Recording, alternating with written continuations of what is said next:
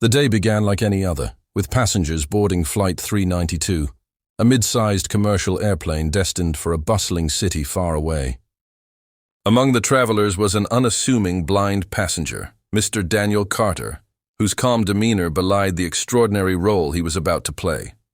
No one knew that this flight would turn into a true miracle story, a tale of courage, quick thinking, and an unlikely hero who would defy expectations. As the engines roared to life and the plane ascended into the sky, the cabin crew went about their routines. Flight attendants moved gracefully between the rows, serving drinks and reassuring nervous flyers. The atmosphere was a mix of chatter, laughter, and the occasional nervous murmur from passengers uncomfortable with flying. Daniel, seated near the middle of the plane, had chosen a window seat not for the view, but because the armrest offered him a sense of orientation and comfort. He clutched his white cane discreetly beside him, ready for the journey ahead. About an hour into the flight, something unusual happened. The captain's voice came over the intercom, calm yet firm. "Ladies and gentlemen, we will be experiencing a brief turbulence. Please remain seated with your seatbelts fastened." Most passengers adjusted, pulling the straps tightly across their laps. Daniel, though blind, sensed the shift immediately through the vibrations transmitted from his seat. Something about the tremor felt different, more pronounced. Minutes passed, and the plane seemed to settle. But then came a sudden jolt, a sharp, violent movement that sent a few drinks spilling and frightened murmurs rippling through the cabin. The turbulence was unlike anything the crew had prepared for. The lights flickered briefly, causing a ripple of panic. In the cockpit, the pilots were trying to maintain control, but a mechanical issue had locked the cockpit door. Standard protocol during flight dictated that the door remain sealed for security reasons. Only the pilots could unlock it, but both were now incapacitated, one struggling with a sudden illness, the other injured from the jolt. Back in the cabin, the panic grew. Passengers exchanged anxious glances, unsure of what was happening. Flight attendants attempted to calm everyone, but fear is contagious and it spread like wildfire. Daniel, however, felt something was off. Not just the turbulence, but the underlying tension in the cabin. His acute senses, honed over years of navigating the world without sight, picked up subtle cues others overlooked. A faint hum from the cockpit's communication system, the muffled commands of a pilot in distress, the hurried footsteps of crew members attempting to reach the door. The situation escalated rapidly. The plane was losing altitude, and the autopilot, unable to compensate fully, struggled to maintain stability. The flight attendants' radios crackled with desperate attempts to communicate with the cockpit. Yet no one could gain entry, and the aircraft continued its perilous descent. Fear turned into terror. Passengers gripped their armrests, some whispering prayers, others silently weeping. It was then that Daniel made a decision that would change the course of the flight. Though blind, he had trained extensively in emergency protocols and had memorized the layout of numerous airplanes through detailed research. He knew exactly where critical mechanisms were located, including the emergency override panel near the cockpit door.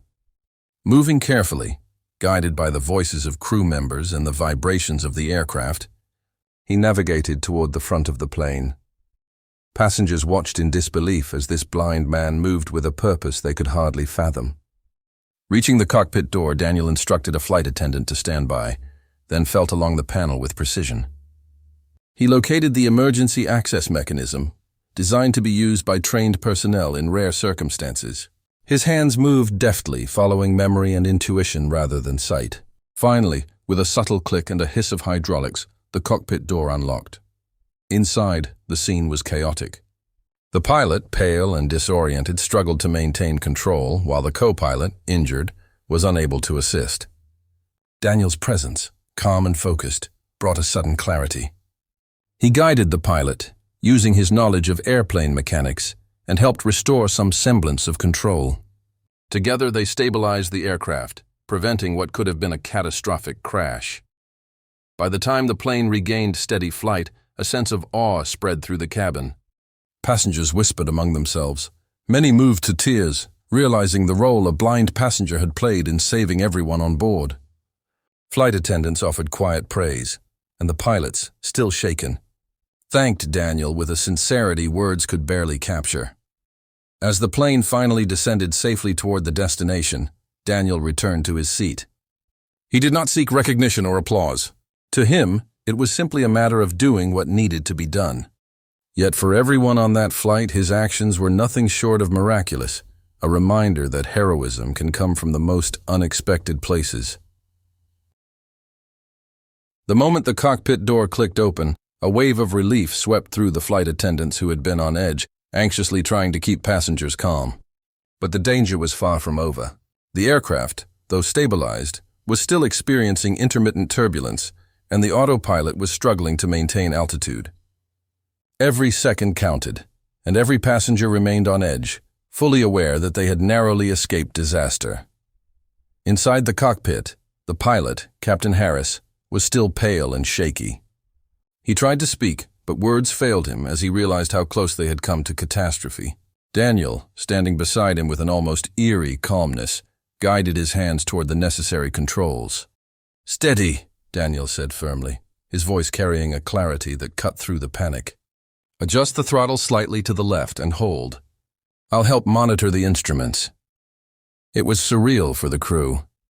A blind passenger who had never flown as a pilot was now assisting in navigating the plane. Yet Daniel's memory of cockpit layouts, combined with years of studying aviation manuals, allowed him to provide precise instructions. He directed the pilot to adjust altitudes, recalibrate navigation, and even stabilize the wing flaps. The co-pilot, still recovering from his injuries, observed in disbelief, occasionally verifying Daniel's suggestions against his own training. Back in the cabin, passengers had begun to notice the unusual calm in Daniel's demeanor. Some had initially been skeptical, questioning why a blind passenger was near the cockpit, but now whispers of admiration began to spread. Mothers held their children close, elderly passengers stared in amazement, and even the usually composed business travelers seemed visibly shaken. The sense of collective fear gradually shifted into awe. Flight attendants, sensing an opportunity to reassure the passengers, spoke in soft, steady tones. "Sir, ma'am, everything is under control now. Please remain seated and trust the crew," one attendant said. Few argued. Everyone could feel that a miracle had occurred, even if they did not fully understand how. Minutes stretched into tense moments. Each vibration, each sound of the engines sent tiny jolts of panic through the cabin. Yet Daniel remained composed. He communicated calmly with the pilots, asking precise questions. "How is the hydraulic system responding? Is the autopilot stabilizing? Let me guide the trim adjustments."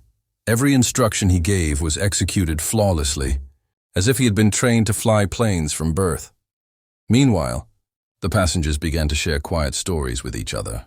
Drawing strength from their collective survival instinct, a businessman whispered to the woman beside him, "Can you believe it? That blind man, he saved us." Others nodded, some clutching their seatbacks, still shaken but relieved. Mobile phones discreetly lit up as pictures and texts were sent, documenting the incredible events unfolding.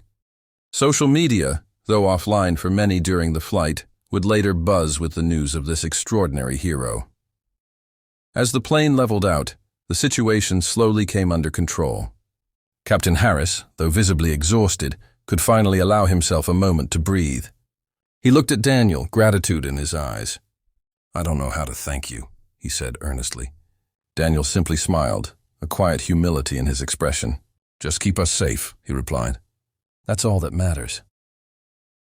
Yet even as relief settled in, the challenges were not fully over. The flight was still far from its destination, and every movement of the plane had to be carefully monitored. Daniel continued assisting, guiding the pilots through adjustments, ensuring the craft remained steady. His attention to detail, honed by years of navigating the world without sight, became invaluable. He noticed subtle vibrations and shifts that others would have overlooked. In the cabin, passengers began to regain a semblance of normalcy. Children, once trembling in fear, were gently reassured by parents and attendants. Conversation slowly resumed, though it carried a new tone of wonder. Everyone seemed to be absorbing the reality that they had witnessed an event that defied logic. a blind passenger saving lives under circumstances that should have been impossible. Flight attendants, now less frantic, began preparing for the descent. Instructions were given calmly, passengers were reminded to keep seatbelts fastened, and the cabin lights were dimmed to reduce stress. Daniel returned to his seat briefly, only to rise again when needed, checking on passengers, offering comfort, and quietly ensuring that all safety protocols were followed. As the first signs of land appeared through the windows, a collective sense of hope and relief swept over the cabin. The miracle that had started with a single brave action was now approaching its final chapter. Pilots, guided by Daniel's unwavering focus, executed the landing sequence with precision. The engines roared, flaps adjusted, and the wheels touched the runway with a controlled thud. Applause erupted spontaneously throughout the cabin, a rare sight on a commercial flight.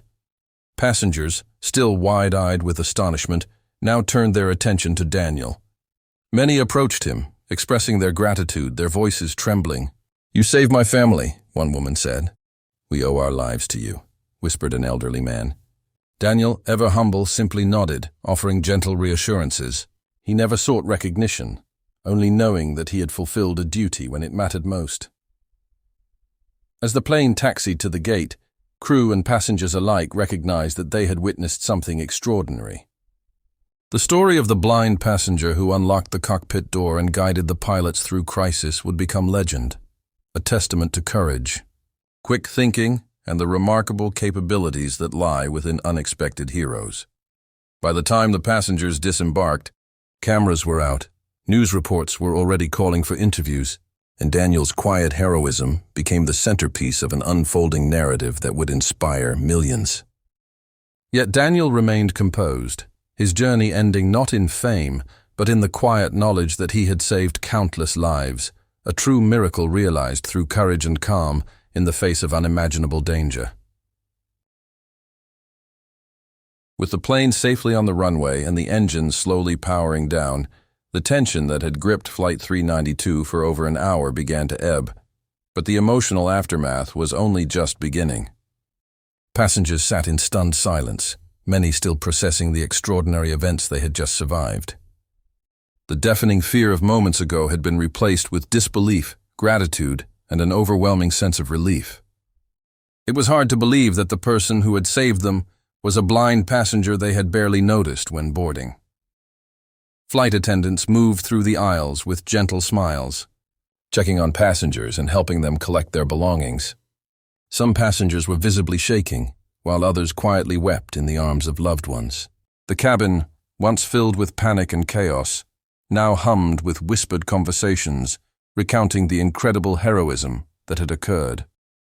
Daniel Carter, sitting quietly in his seat, became the focal point of attention. Though blind, he could sense the change in the cabin, the energy, the excitement, and the collective admiration directed toward him. Air traffic controllers had already contacted emergency services on the ground in anticipation of the aircraft's landing. Ambulances and rescue personnel were waiting, not for injuries. Thankfully, most passengers were unharmed, but as a precaution and to ensure that all crew members were medically checked. The pilots were escorted off the plane, and Daniel stood to allow them passage, still calm, still composed. People wanted to shake his hand, take photos, or simply express thanks, but Daniel politely declined, moving with quiet dignity toward the exit. Outside, the bright lights of the airport created a surreal scene. Emergency vehicles lined the runway, their sirens silent for now, standing as a reminder of what could have happened. The press was already gathering, cameras flashing as reporters sought eyewitness accounts of what passengers had dubbed the miracle flight. Social media platforms were quickly buzzing with news of the incident, capturing every detail of the story, and Daniel's name was trending within hours. Despite all the attention, Daniel remained grounded. He had not performed his actions for recognition or fame. He had acted out of instinct, training, and a sense of responsibility. The airline, aware of the extraordinary nature of what had occurred, moved swiftly to acknowledge Daniel's role.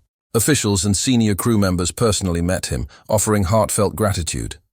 "You did what many trained pilots would have struggled to do," one senior official remarked. Daniel smiled modestly. "I just did what I could," he said simply, refusing to elaborate further. He seemed almost embarrassed by the attention, preferring to let the story speak for itself. Meanwhile, passengers began sharing their individual experiences from the flight, creating a mosaic of fear, suspense, and admiration. A young woman recounted how she had gripped the armrest for dear life, believing that all hope was lost. A father explained how he had silently prayed for his children, never imagining that a fellow passenger would step in as a savior. Each story underscored the extraordinary courage and composure Daniel had demonstrated. People marveled at how a person without sight could perform actions requiring precision, coordination, and calm judgment in such a high-pressure situation. News outlets quickly contacted aviation experts to comment on the improbability of the events. Analysts explained how cockpit doors are designed to be nearly impenetrable for security reasons, and how in most cases a locked cockpit with incapacitated pilots could have ended in disaster. The story highlighted the rare combination of knowledge, instinct, and courage that Daniel had brought to the flight, a combination that had turned potential tragedy into a safe landing. As interviews progressed, passengers expressed not just gratitude but admiration for Daniel's humility. "He didn't want to be called a hero," one passenger said. "He just did what was necessary. That's what makes it even more incredible."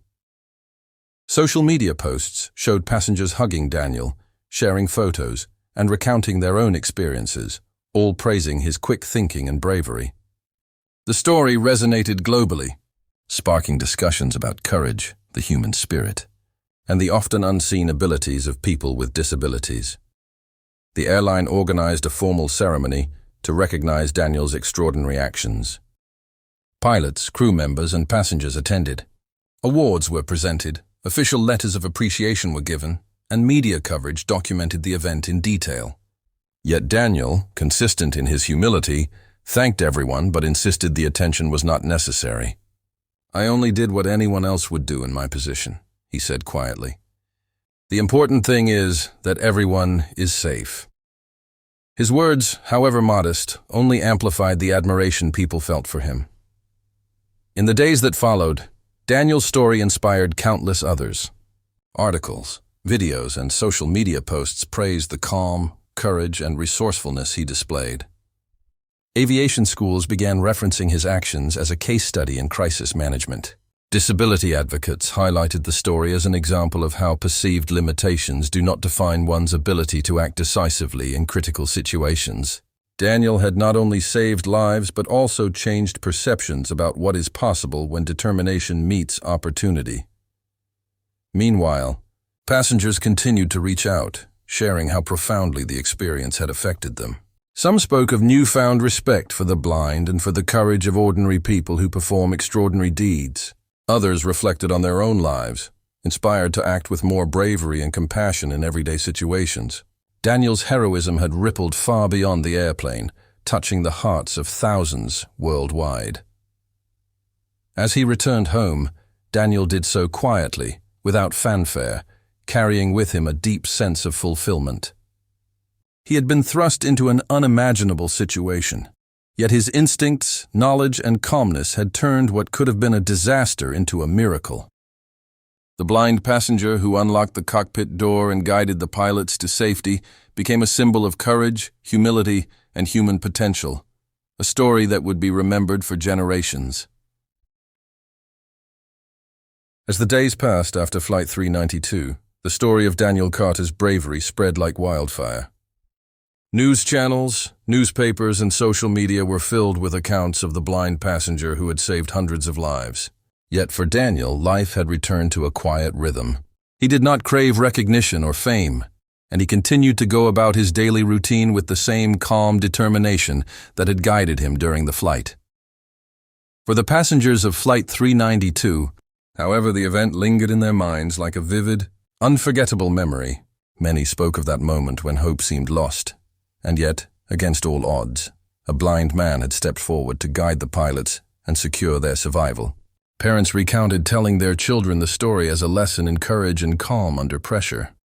Teachers, coaches, and mentors used Daniel's actions as an example of heroism in unexpected places. The impact was profound, reaching far beyond the boundaries of aviation and personal experience.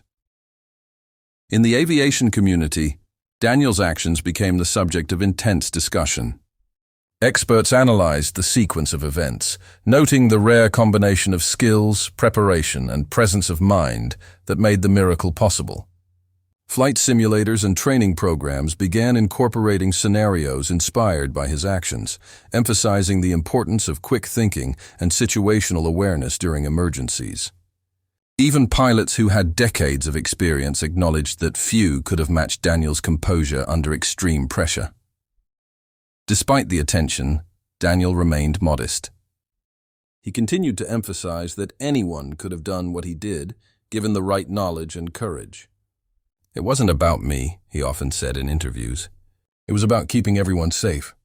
That's all that mattered." His humility only deepened the respect people felt for him. Far from being a boastful hero, he became a symbol of quiet strength, the kind of hero whose actions spoke louder than words. For the crew of Flight 392, the experience forged a lifelong bond with Daniel. Pilots, flight attendants, and even airport staff kept in touch, expressing ongoing gratitude and admiration. Captain Harris, who had witnessed Daniel's calm expertise firsthand, described him as the kind of person who changes the course of events simply by being who he is. The airline formally recognized Daniel with awards and commendations, celebrating not only his courage, but also the profound impact of his actions on aviation safety awareness. Passengers who had lived through the terrifying flight often spoke about the emotional weight of the experience. Many said it changed how they approached fear and crisis in their own lives. A young mother, reflecting on the ordeal, admitted, "I learned that courage doesn't always come from strength or sight. It can come from focus, knowledge, and heart. Daniel showed us that." A businessman, still shaken by the turbulence, said he would never forget the moment when Daniel guided the pilots with unwavering confidence, transforming terror into safety. In the weeks and months following the incident, Daniel's story became more than just a tale of survival. It became a story of inspiration. Schools, organizations, and media outlets invited him to speak about crisis management, empathy, and resilience. He shared insights into how blind individuals perceive the world differently, emphasizing the strengths that come from experience, preparation, and careful observation. Each talk, though delivered with modesty, left audiences inspired, moving them to consider their own capabilities in moments of challenge. For Daniel himself, the experience was transformative, though not in the way most people might expect. He had always known that sight is not the only way to perceive danger, nor the only way to act decisively. The flight merely validated what he had long believed, that preparation, focus, and courage can overcome even the most daunting obstacles. The gratitude of the passengers and the recognition of experts were rewarding, but they were secondary to the quiet satisfaction of knowing that he had done what was right. The airline eventually held a commemorative ceremony for all those involved in the incident. Passengers, crew, and emergency responders gathered to honor the remarkable event. Cameras captured the emotional reunions, hugs, and tearful expressions of relief.